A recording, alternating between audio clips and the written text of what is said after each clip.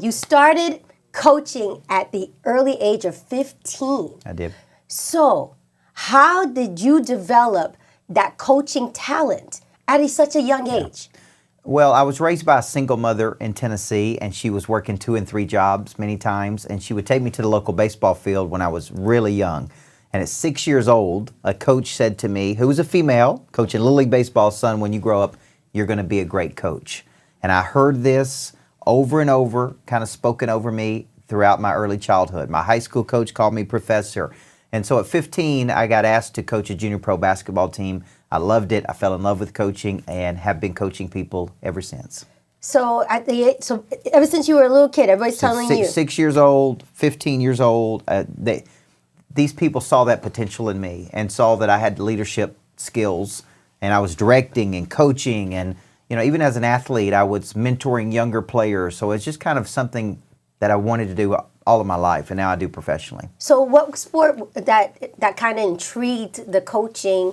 Like if someone saw you saying, "Hey, you're going to be a coach," Yep. What was the sport that Baseball. Baseball? What's interesting is I was a better baseball player than basketball, but I ended up being a basketball coach. I don't think I'd enjoy coaching baseball, but it was just on a court or on a field that people kind of detected these leadership skills in me. Wow, just to hear that someone spoke life into you and telling you, you're going to be an amazing coach. You're going to be an amazing coach. And did you even know what coaching was all about at that age? It's like, is that a teacher? Because at 6 years old, let's just say, right. Yeah. It's like you're 6. You just want to play in the dirt. Yeah. Right? So, but did you know what that meant? Or? No, I didn't know. When I backtrack that, it's like I went back to that person and said, what did you see in me, right? Right. This is why I think leadership is kind of affirming and validating the worth and potential in another person in so clear a way they begin to see it in their own self. Many times when you speak an affirmation into a person or you see their talent and potential, they can't see it.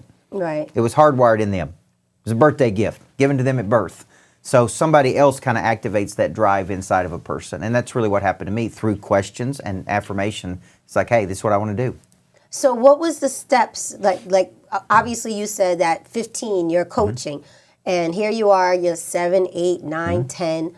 And so how did you develop, and who taught? Did you go to school for it, or someone said, hey, this is what you should say, this is what you should do? How did that mold you to 15? Well, at 15, I coached junior pro basketball, and then at 18, while I was in college, I went back to my elementary school, and I applied to be the head boys basketball coach. Now, this was unheard of because I was only 18 years old. Right. I got the job. Right. I coached for 2 years there. I coached as if I was coaching in the NBA.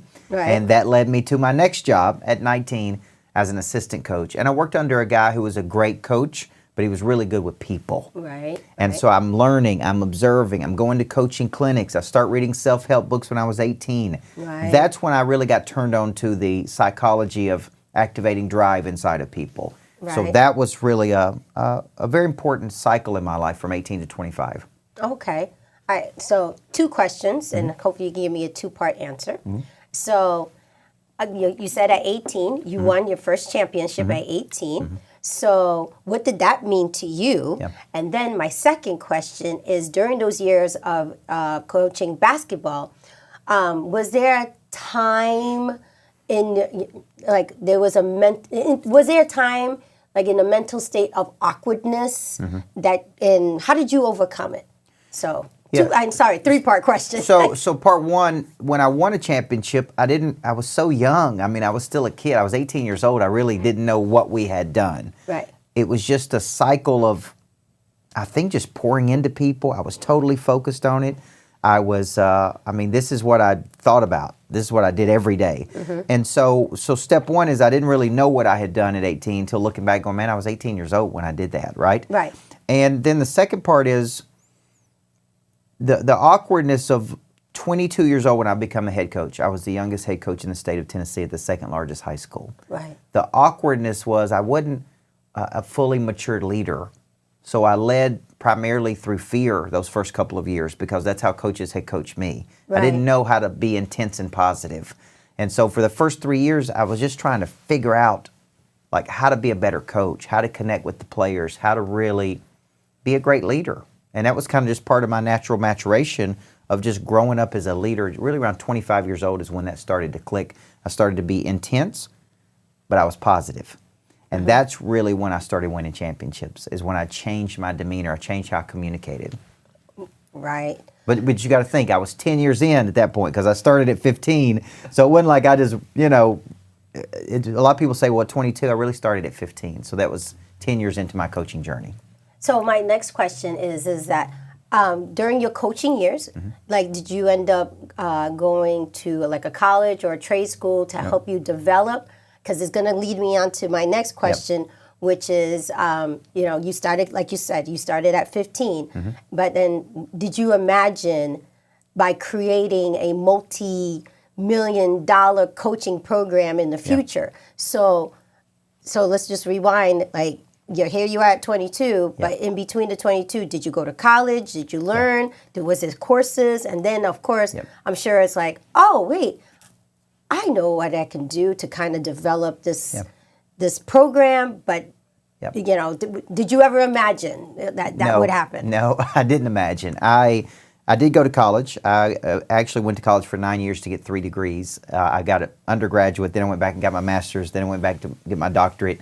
But that part was, I was interested in learning. I was curious. So when I went to college, I would go to college in the morning, then I would go to my job, right? And then I literally graduated on a Saturday, and they hired me the next Thursday to be the head coach, like 5 days later.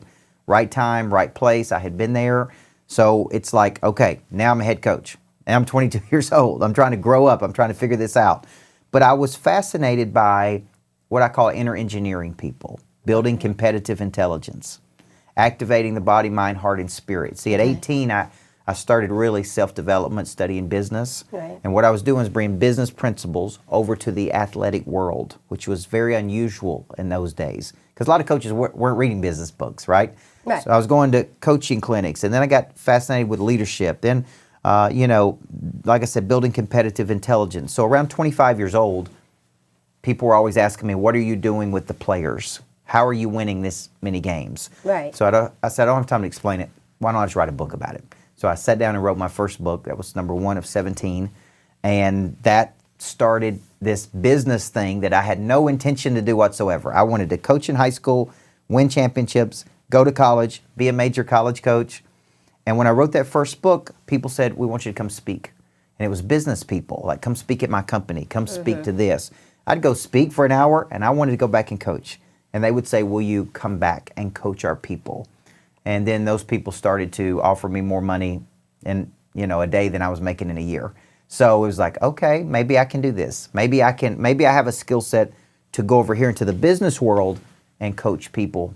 But I hadn't won a championship yet, so I stayed for 6 more years until I did that. Because you were very determined to win a championship. Yeah, I felt very grateful that my boss hired me at 22 years old. I felt indebted that I should stay until I fulfilled my commitment. And so I didn't retire from athletic coaching until I was 31, and we had won a championship.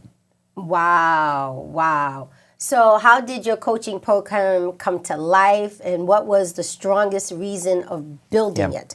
You know, obviously at 22, and you wrote these books. So how can you take me to that process?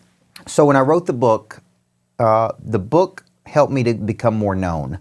And so I started getting requests to speak. And I would just go speak thinking, I'm going to go speak for an hour and go back, right? Well, the business people said, we really liked it. We liked you.